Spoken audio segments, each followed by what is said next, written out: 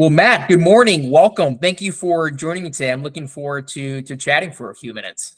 Yeah, great to finally catch up to you. I know it's been a little bit, but thanks for having me on. Absolutely. Well, why don't we start with one of my favorite questions to start is just tell me a little bit more about yourself. What do you do to kind of live, work, play? And then we'll take the conversation from there. Sure. Well, I'm finding that I'm turning into the standard middle-aged dad scenario. Mid 40s. Basically, what I do now is that I'm an IT director, and I've been doing this for about 20 years. Outside of IT, I try to balance that work life inside outside routine. So I do a lot of tournament bass fishing, freshwater. I got into running, and I'm sure we'll talk about that a little bit. And then really outside of that, it's family, it's backyard, and going through life, just kind of enjoying it. Whereabouts do you live in the country?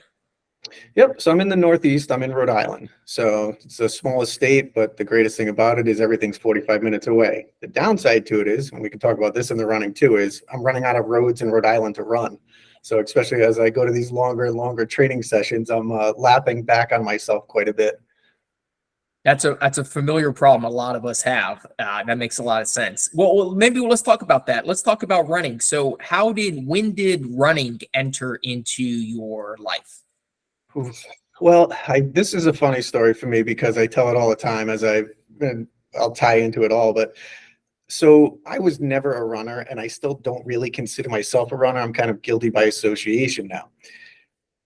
I was always a gym rat. I was always heavy into the weights. I've had a pretty lean body size. I've always been a 32 waist since like my sophomore year in high school. So I was all upper body and no legs. So when I was working out at the gym, I was heavy weights, and I got bigger upper body, and you can't maintain that for a long time.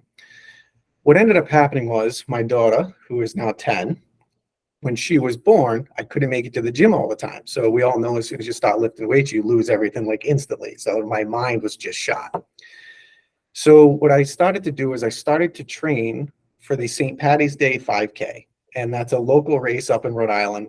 And it starts at the Capitol, and it's just a standard 5K. I would train all winter for the 5K. So I would do my normal weight workouts, and then I'd get on the treadmill and I'd try to run for 20 minutes on a treadmill, and it was torture. So then what I started to do was I got outside, and I'm like, all right, all I have to do is make it to the stop sign and back, and that's half of a 5K. And the stop sign is the bottom of my hill. And I'll tell you, I started running to the stop sign, and I would have to walk halfway back. I could run 3 miles, but it was labor intensive. I just couldn't get the grasp of it. So it was funny because I did that St. Patty's Day race for about 5 or 6 years. And I said, okay, I got to figure this out. Why is this so difficult? And that's really what launched me into taking my running to the next phase. It coincided with the gym that I work out with.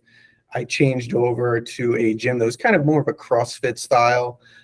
They did a lot more cardio. So what I found out is I was just burning out completely.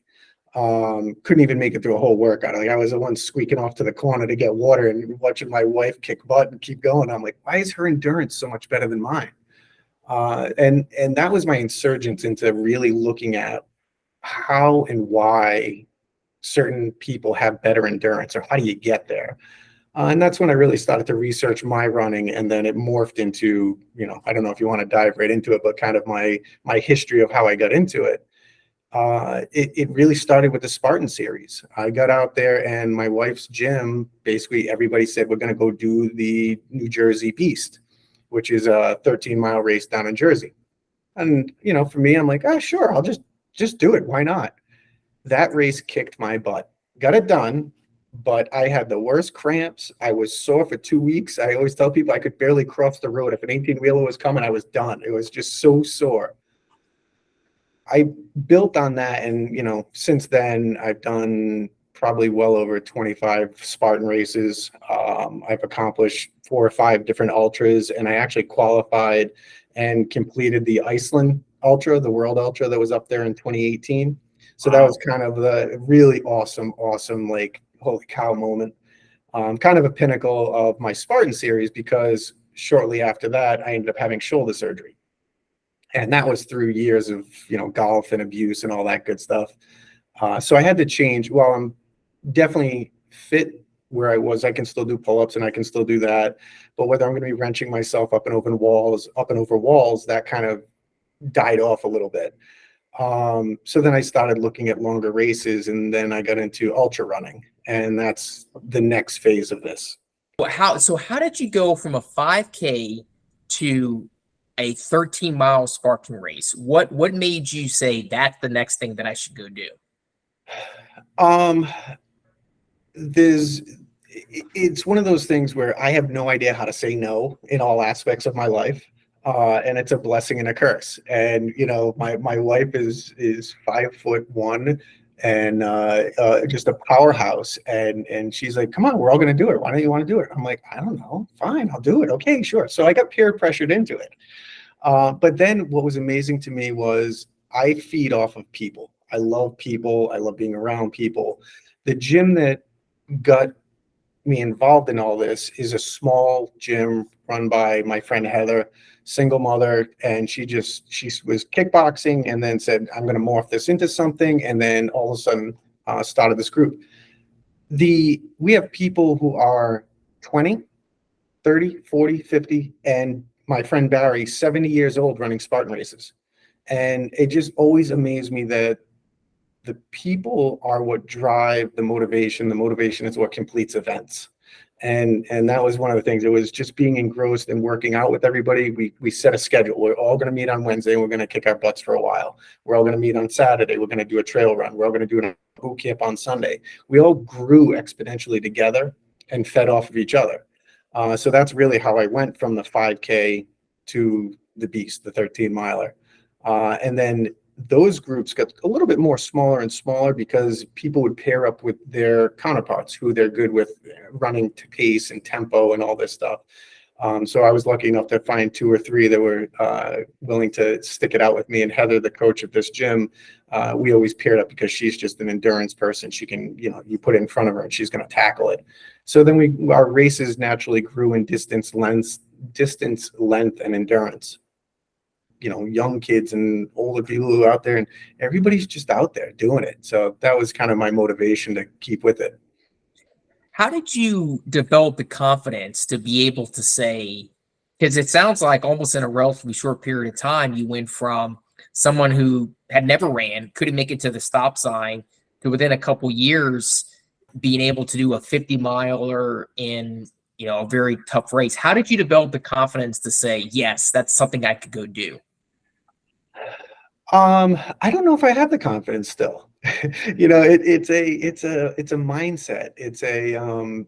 I'm out there with a task to complete it, and I'm going to do anything and everything in my power to complete that task. Now, I also became a very regimented heart rate monitor person. So I knew when I was running early on, doing the 5Ks or the 10 miles, that my heart rate was spiking at like 170, 178, and it was staying there and staying there.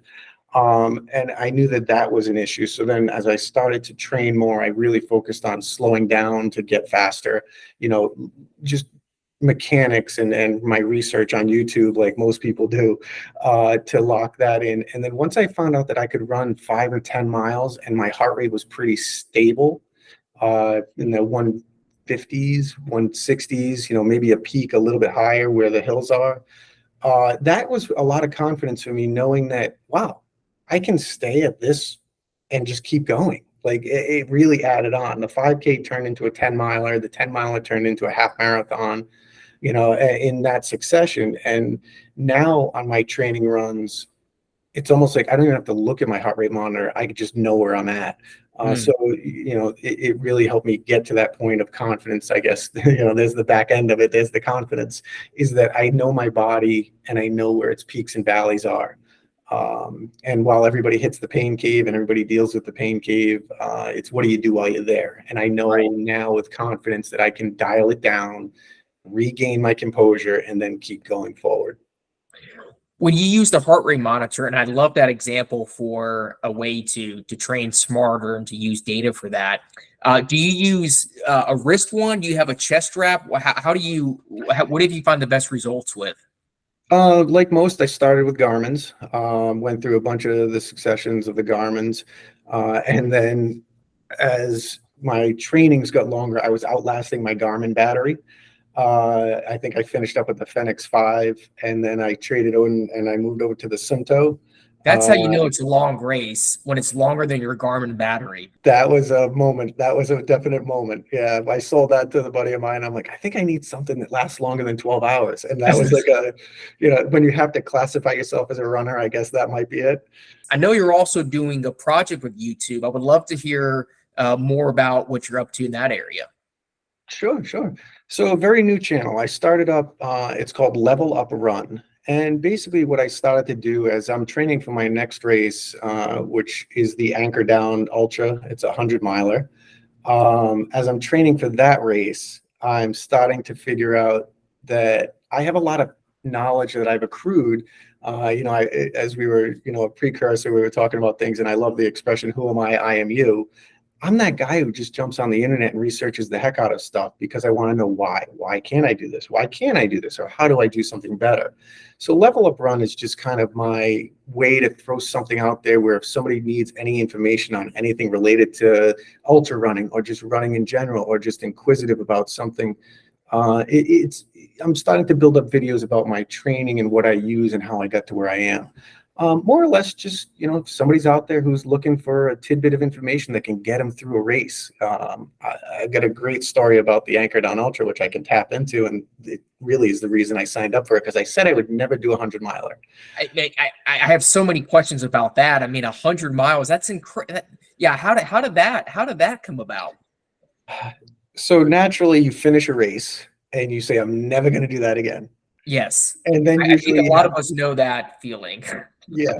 So then, you're sitting around the campfire after a race and you're talking to your friends and you're digesting it, and how quickly it goes from I'm never going to do this again to where do you want to do the next one? And this Anchor Down Ultra in Rhode Island is at Colt State Park. It's a 2.45-mile loop from 7 p.m. to 7 p.m.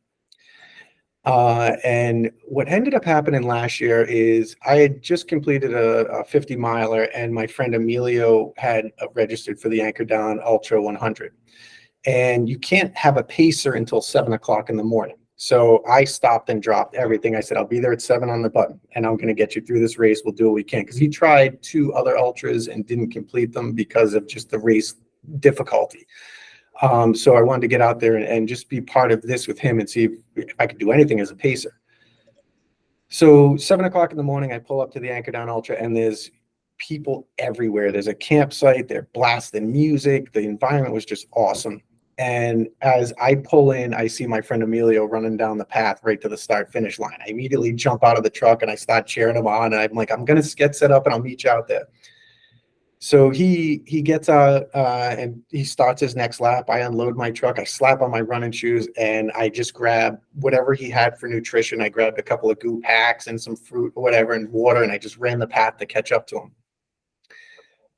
I did 33 miles that day pacing him, and it didn't even feel like a mile. I was just there to support somebody in a race, which was amazing. If anybody out there has not provided support for somebody in a long run, I suggest it. You gain respect for the people running the race. You gain the respect for the people hosting the race. And you can also talk to everybody. I met so many great people in that race. It ended up being the contributing factor of why I signed up for it. One of the gentlemen, he was, 60, 70 miles in. It was probably 1 o'clock in the afternoon, and they're going to 7 p.m. and he was going to tap out. And Amelia was doing fine, so I kind of gave him his space and let him run. And we did the accordion thing where he would just continue, and I would catch up to him. What do you need? Let's do stuff. And this one gentleman basically was done. He was a school teacher up in Massachusetts, and I just walked with him for a little bit, and we just had conversations. And while ultra running, you might think that you're going to sit there and run for the 100 miles. You can't. You're going to take time to eat, hydrate, nutrition. You're going to walk the hills. You're going to kind of gain your paces and do things. But I was able to talk to him a little bit and ask him why he was out there. And I found out that he was out there for the kids that he teaches. It was something that he said he was going to do. And there was such a big part of why he was out there. So I kind of tied that in with how are you, well, let's not stop. Let's think about them and get some motivation from that. I said, we're coming back to the pit, do your thing, but I want to see you out there on the next lap. I'll come find you. So he ended up going back out, and I did find him. We talked a little bit more. He actually got that rebirth of energy and started running again. So then I said, one more lap. I said, we're getting close. Let's see how far you can go. And he's like, I don't know. I think I'm done. I said, go to your pit. I'll meet you out there. Now I totally disconnected from him. Couldn't find him again. I stayed with Emilio because I was helping him out the most. And it was coming up on, you had to be at the start finish by 7 p.m. And it was pretty much the last lap you could get in enough time to get it in. So Emilio ended up doing 88 miles. And on the last lap, we crossed, hugs, high fives and everything. And I look over his shoulder, and the gentleman who I had caught up to and was talking to was just finishing that lap like 2 seconds behind Emilio. And it was one of those like moments of, you want to talk about a runner's high. This was like the pacer's high. Just the fact that somebody was going to quit 5 hours earlier, I could have helped them in any way to stay out there. And he came across the line, and I got the biggest hug from this guy. And it was just such an amazing feeling of motivation. And that just made me really kind of look at this registration as, well, can I do the 100? I'm going to sure as heck try. My goal is I'm going to 7 p.m. to 7 a.m. I'm going to get at least 50, 55 in. And then from 7 a.m., anything forward, I'm just going to feed off the crowd and get as many miles as I can in. When you're in a tough place, when you're doing ultras, which I imagine you have to be at some point, is there anything that you draw inspiration from, similar to the gentleman with his students? Great question. I get chills thinking about different things all the time. And, everybody has things in their lives that affect them differently. And what's always amazing about running is it's so much time to think. It can be your best friend and your worst enemy. If you know what to think about and when, you gain motivation. And like everybody has that song that'll come on, or that thought that'll pop in their head, and all of a sudden you forget about everything else. And I always ask myself, do I feel any different than the start of this race? 99% of the time you don't. The start of the race stinks, the middle of the race stinks, and the end of the race stinks. But you morph it into, this is why I'm here. I'm having fun doing it. I've had family members and friends that I draw on for a little bit of inspiration. And, I've had tricks of the trade, burying recordings into my music of people saying motivational stuff, family members just wishing me well. And just to hear a familiar voice when you're out there, if you're listening to music while you're running or something like that. But usually I can get lost in my own head. And my brain never stops, so I'm always thinking of something. But there's definitely always that quiet time, and I try to always fill it with good thoughts and positive thoughts. Well, it sounds like there's a bunch of great content you'll be able to put onto your YouTube channel just from these stories alone about anyone that's interested in running an ultra. I hope so. It's some of it's the gear and what I've used, because I'm sure like you, I have bins of stuff that has worked and not worked, but I now am down to like one bug out bin that is my survival bin that I take with me everywhere. I just did a video on that, which was kind of fun to see what was actually in there. But even shoes and equipment, it's such an expensive sport, even though it's a minimalist sport. It's a very interesting continental divide. I mean, as you mentioned before, I have a young daughter, and you have a family, and training runs become where and when and how. How do you find the time to fit in what I imagine must be very long training runs to accomplish some of these different feats? How have you structured your life to make that happen? So for the balance, it's family first. So my daughter, far and ahead of everything. My wife, far and ahead of everything. Part of my very important part of my wife's life too is the gym. So what I tried to do is not develop a workout that takes over what everybody else wants. And that's a tough balance, because especially with this race coming up, am I at where I need to be after training? Heck no. But I know that I'm stacking my workouts now. So I generally get 3 runs in during the week, and I'm always running in the dark. I'll run, now it's a little bit lighter later, but I have no problem walking out of my house at 7:30 at night and running for an hour and a half, 2 hours, and then eating dinner at 9:30. It's one of those off peak. I'd love to say the morning workouts in my regimen, but I think I'm more or less the night owl.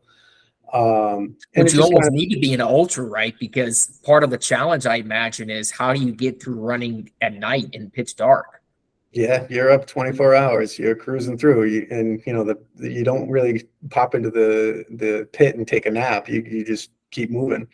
But that's really part of it. And then on the weekends, I do my longer runs. I usually try to get in a 15, a 20, and as I get closer, maybe a hint more. But yeah, it's 3 or 4 hours of time away from family, home, and everything else going on. And when you get back, the whole thing is, it's not like I can sit in the house and stretch for an hour and or go get a massage or something like that. No, it's get on the lawnmower, take care of the lawn, help with the house, and or take the kid to a birthday party, or so there's really no rest. It's just straight through. But you got to find time for yourself as well. Well, I think you're a great example of that, and it makes the feats that you do even more impressive to be able to do that as well as hold down a full-time job and a responsibility. So, Matt, I would imagine that nutrition is a huge part of doing the race that you're doing when you're doing it for 12 hours, 24 hours a day. Are there anything you've learned about nutrition and running in your experience that you think would be helpful to share? Oh, definitely. I mean, nutrition, we could spend a week on this. But what I will say is I started out running so I could drink beer and eat pizza. That's a dad life, right? What do you do And on Friday donuts, night? going to Yeah, club, yeah. yeah. So for me, I know my nutrition is horrible. I grew up as the world's pickiest eater. And that was a very hard thing for me to figure out. Okay, I need to balance burning calories and body health and with a bad diet. So how am I fixing this void? And that's where the Runner multivitamin came in as a huge gap filler for me. I just know I needed more than what I was getting. So outside of racing, I really, really focus on curbing some of my bad habits, staying out of the snack cabinet, staying with fruits. I tell everybody I'm a meatitarian. I don't do many vegetables. It's a texture thing for me, as odd as that sounds. But if they're soft, I can eat them. And like, I don't eat salad. It's just not in my diet. So as I've done that, I know I need to fill that void. And that's where the multivitamins and, the Runner multivitamin that you have is the first one that I've had that I think I've stuck with past the first bottle. It just doesn't have that earthy aftertaste. It really does have a performance difference to it as well. I suffer from a lot of leg cramps, calf cramps, and between the Runner, the Mega 3, and the multivitamin, I've actually increased my water intake as well, which obviously helps, but they've neutralized a lot of the calf cramps and issues that I've had. So it's just throwing things in there that are components to help. For in-race nutrition, I am a big advocate for real food. I have my go-tos. I talk about it in one of my videos on Level Up Run is my clementines. I love clementines when I run. They don't upset my stomach. They are peel and go. They last. They don't break down. You're not eating a soggy sandwich somewhere on the trail. And then, you get to the hummus, you get to the pita breads, you get to certain things like that. I have a lot of friends who will maintain their races on the goos and the different gels, but everybody complains of rot gut, and that's a contributing factor. So I would say anybody going out there for runs, don't just grab the goos that are on the table. As you're training, pick specific things they travel well, but they're real food. I think you'll notice that the energy you get for them are real. And while you might have to subsidize it with a caffeine pack or some sort of electrolyte, substance, I don't think anything replaces real food. Matt, thank you so much for your time today. This has been extremely helpful and informative for me. Is there anything that I didn't ask that you wish I would have, or anything that you would leave to our runners that might be interested in, doing an ultra or just exploring more? Staging. Set yourself for short, attainable goals. And that's one of my running things is if you can see it, you can make it. Pick those chapters, whether it's your training regimen or your runs. The more goals you accomplish, the easier it is to keep going. So even if it's a longer race, I'll tell you what, break it into 5 smaller races. start to accomplish things, don't get negative, and remain positive, feed off of others, because they're going to feed off of you. And that's a big part of it. It's a community of runners. That's great. Matt, thank you for your time. Thank you for sharing. It was great talking with you. Great. Same. Enjoy the day.